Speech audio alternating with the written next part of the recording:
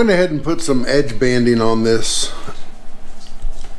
That was, I didn't film it, but put some edge banding. It's like birch or something, I don't know. I think this is pine, but it looks pretty good. It's able to be stained and finished and all that.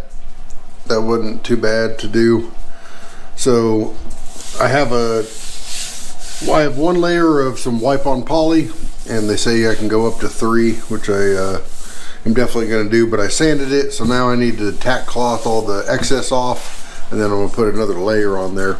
And somewhere around here I bought some tack cloth. So the problem with having a flat surface is you will use it as a table to put crap on, at least for me. There's the edge banding that I used. So now I have a bunch of extra edge banding that I probably won't use ever again. So that'll float around my garage for years, I'm sure. But I did buy tack cloth. It's just a matter of finding it. Oh, you gotta use the iron to put the edge banding on. It melts the glue on the back side just enough. You stick it, move it, stick it, move it. Stick and move, stick and move.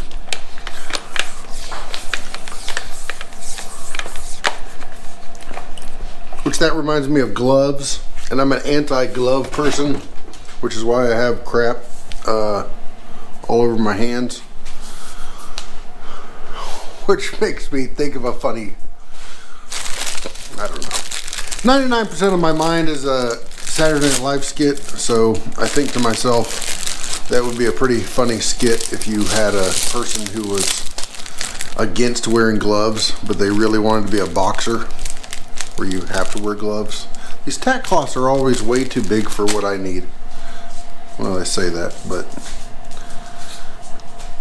I'll probably use every little bit of this. Look at this thing. This is asinine. I don't even know how to use them. I thought they came one more unfold. I need one more unfold. Please, one more unfold. One more unfold. 2 more unfolds?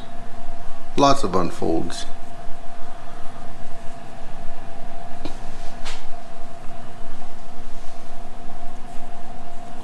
There we go.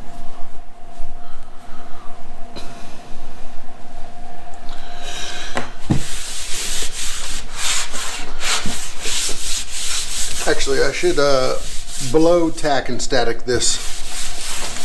Blow it off.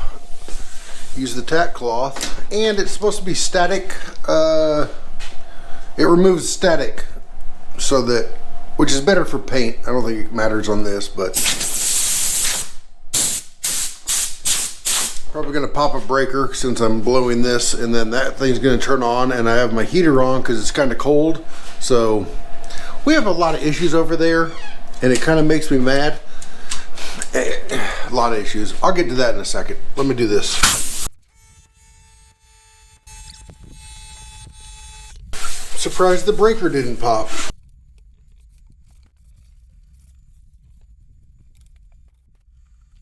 It ain't perfect by any stretch of the imagination, but now we do some wipe-on poly. Apparently wipe-on poly is just polyurethane and mineral spirits in some sort of combination. I know a lot of people make their own, but so if you don't have wipe-on poly, you want to try this. You can, and you have polyurethane and mineral spirits. Look it up online, and you should be able to figure out a ratio. I don't know if it's 50-50 or 3-to-1 or something like that, but I saw one guy, he put it all in the middle, and then he started in the middle and would go all the way to one edge and then all the way back through. And then you start in the middle, you go all the way to one edge, and then you go all the way back through. He said that this helped to eliminate splotches that didn't get covered. So feel like I'm doing something wrong over here or something. Maybe I'm not. Maybe I need to go this way first. Maybe that's not going to work for me.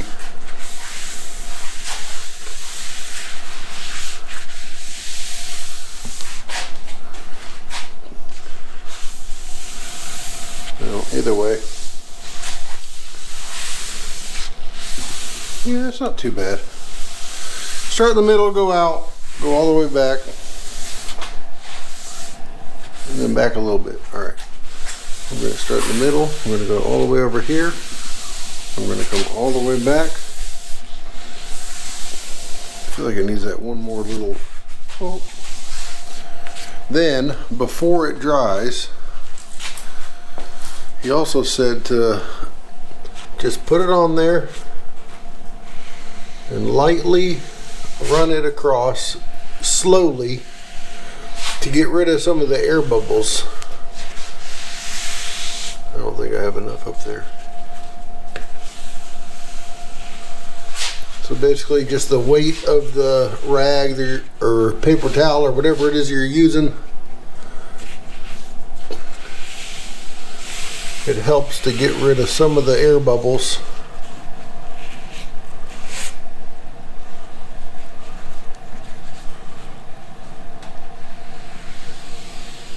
And smooth it out. You also definitely want to go with the grain.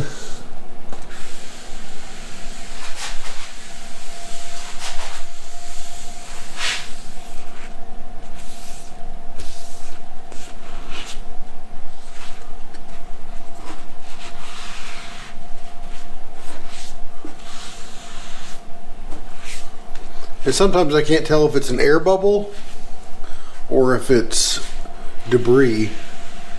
It's probably an air bubble since I just did the blow, tack, and static of it.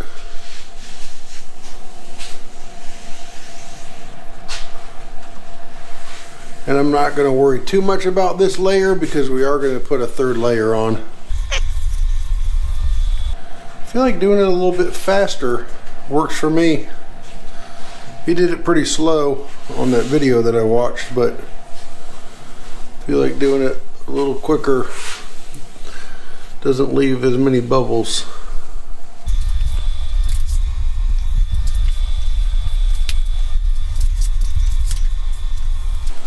I've also seen quite a few people only put this on and no like color finish.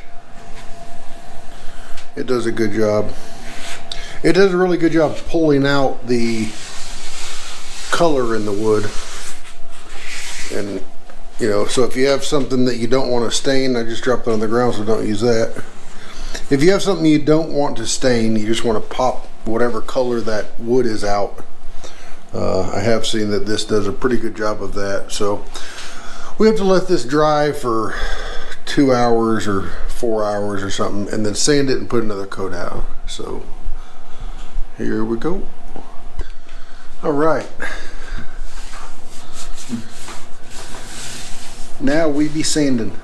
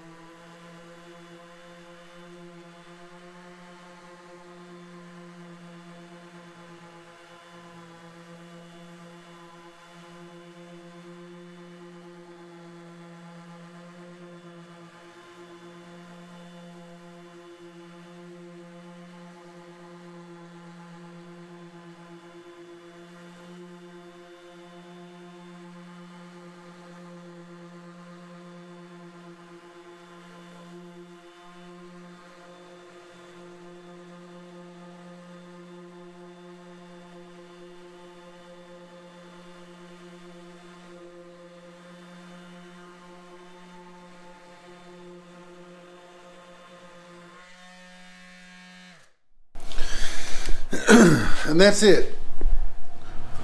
You just want to do some 220 to scratch it up, and then you need to tack cloth all this off and then put another layer on, and so lacquer actually does a chemical bond where there's some heat involved, so you don't have to sand. You put a layer of lacquer down, and then when you put the second layer down, it's actually going to combine with that first layer chemically, so that's why you don't have to sand. With polyurethane, there is no chemical bond, so you want to sand it, number one, to get it smooth, number two, so that it has some grooves and some scratched parts to seep into, pores, if you will. That's why the first layer of polyurethane on a stained surface, or even just a bare surface, it's going to soak into the pores of the wood, or if you stained it, it's going to soak into the pores where the stain has already soaked in. So I hit this with some 220. I'm going to hit it with some tack cloth now, but that was real time. That's all you got to do. I'm not even going to edit that or fast forward it. Now you just need to find your tack cloth that you don't know where it is. Here it is, right there. Look at it. Look at it. All right, and this time we are going to get this thing as big as we can. Crap, I dropped it on the floor. So you can see why it's called tack cloth. It's tacky, and it picks up anything, which is really good when you are trying to pick up something as small as sanding particles from some 220 sanding sandpaper. And these things are gigantic. Look at it. Look at it. It doesn't make sense. How big is this thing going to get? I might be able to cover the whole thing with one sheet. That's amazing. That's one tack cloth that they didn't cut straight whatsoever.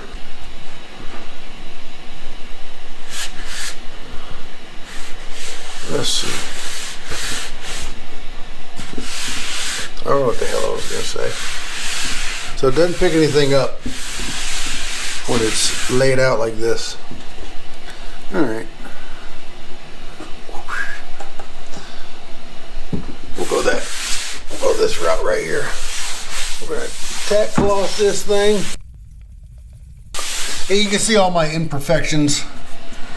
I don't care.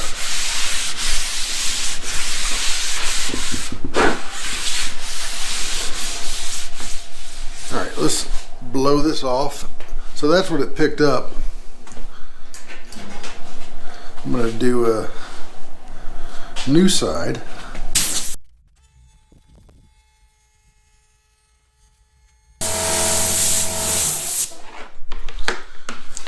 Oh.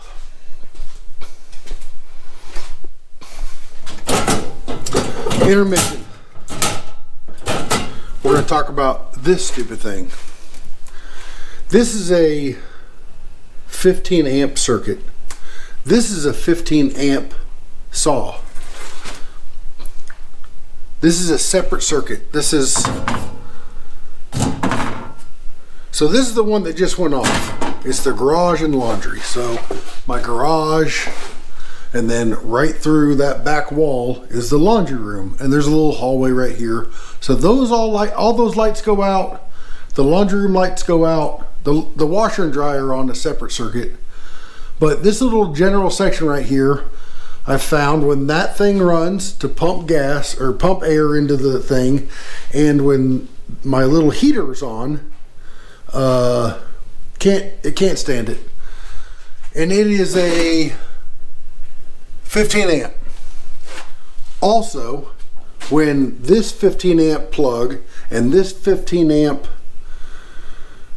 saw and garage outside GFIs, that's the only one. 15 amp, well, the one right above it. Both of these right here need to be 20 amp, but they're both 15. And I think that it's only 14 gauge wire in there, and that's the problem.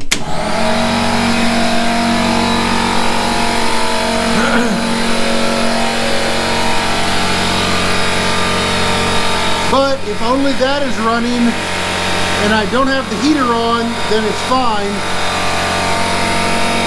But I can't plug this in and run it at all on that circuit with nothing else. I need an electrician. Let's get back to this.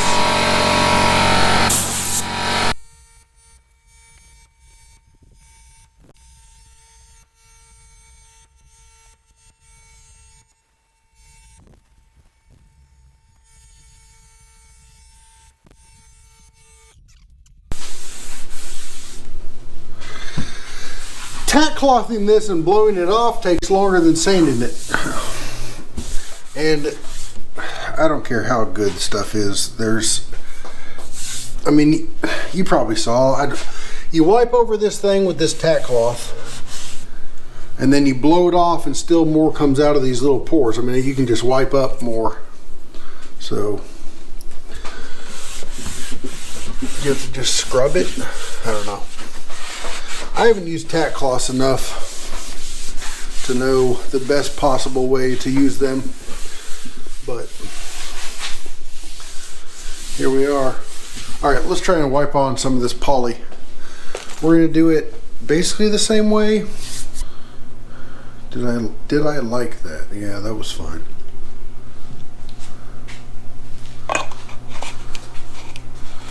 Wipe on poly. Easy. Easy, it said. I want like a, yeah. Yeah.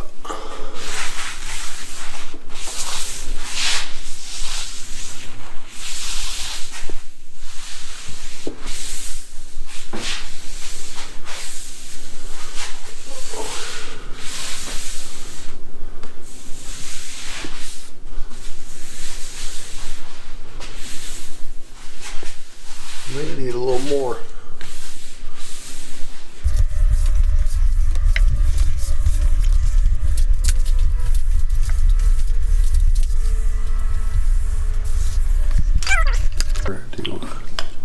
Crap. That was way too much on this side. So we're going to push it way over here. Way over here. All right.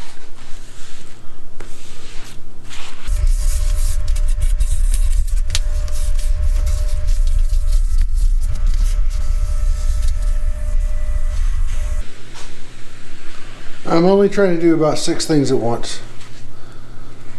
I'm trying to not get a lot of bubbles by going slow. I'm trying to quickly move the stuff before it gets too sticky to the spots that I know I missed. Trying to smooth out the spots that are pooled up too much and are too thick. And I'm also trying to kind of put a second-ish layer on this back part and the sides, even though I didn't sand them. And I just talked about how you have to sand it, even though I just talked about how you need to sand the polyurethane so that the second layer applies correctly. I'm going to go ahead and apply this on the sides and the top and the back without doing that. So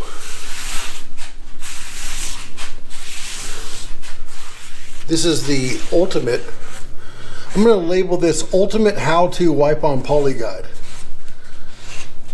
And then only you and I will know that it's definitely not the ultimate guide, because I didn't do it right at all. I don't know if you can see this in the camera, and I always hate that. I know you can probably see this better than I can in the camera. These spots that look dry, that's because they're dry. but I know it's very wet down here. So can I just like scooch some of this over here? And then, scooch a little bit more of that over there. Scooch on over there. And I think polyurethane is semi-self-leveling or something like that. Which anytime I've ever heard anybody talk about something being self-leveling, it's been the most non-self-leveling product I've ever come across. The ultimate self-leveling resins. Looks like Mount St. Helens over there.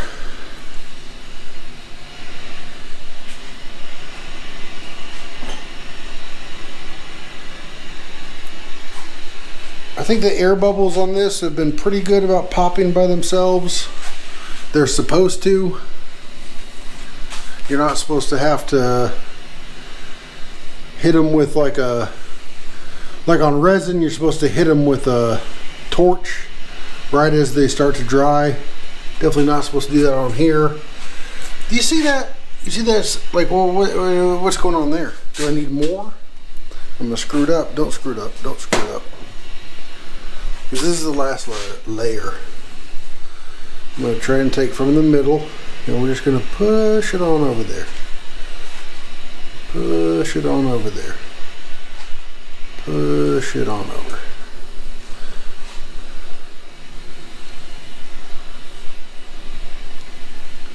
See, it's not quite.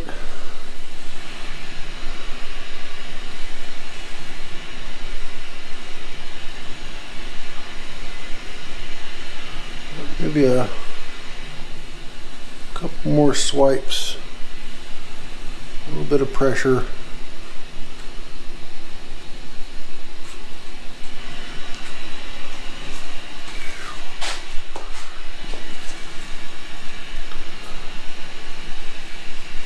Now I just added a big boo-boo that I didn't want to do.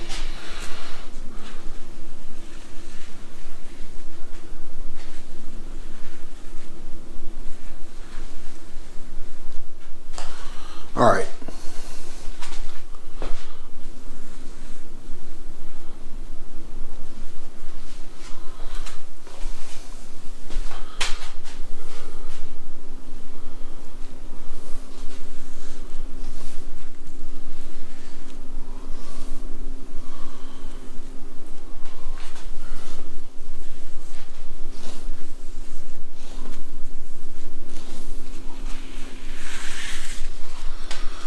I see what I've done.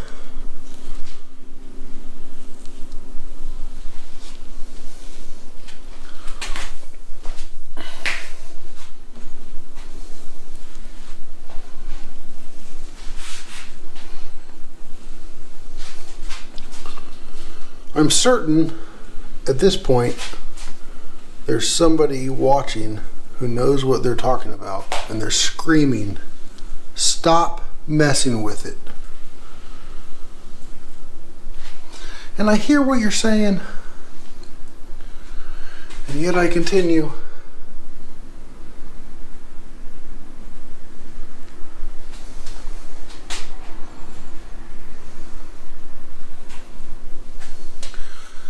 It's a laundry folding table. I'm not selling this for umpteen $1,000s. All right.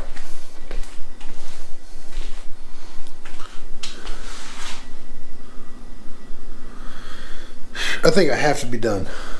So that's it. This is 100% done. I'm not going to do anything else to this table ever again in my life other than burn it in a few years when oh my God, there's so many bubbles. I can't. No,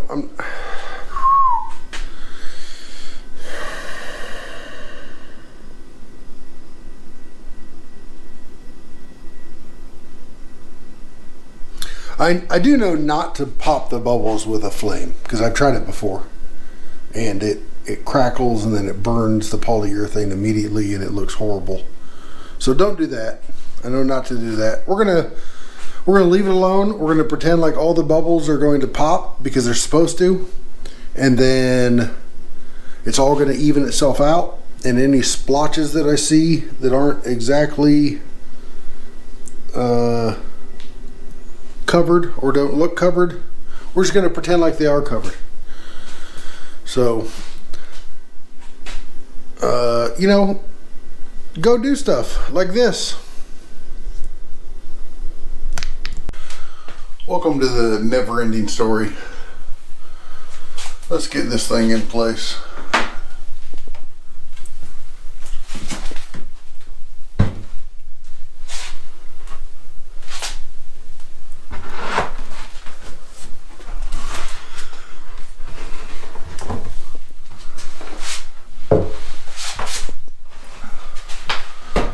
Lock myself in here.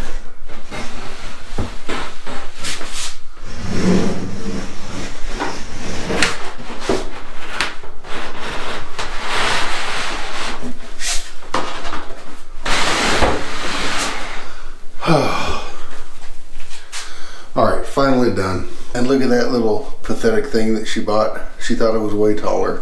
But I think that'll work fine, because you still need to be able to reach in here. So, and now that I see that, all I want to do is make some shelves out of wood, which I might do later in another video. But again, go do stuff. This is much better.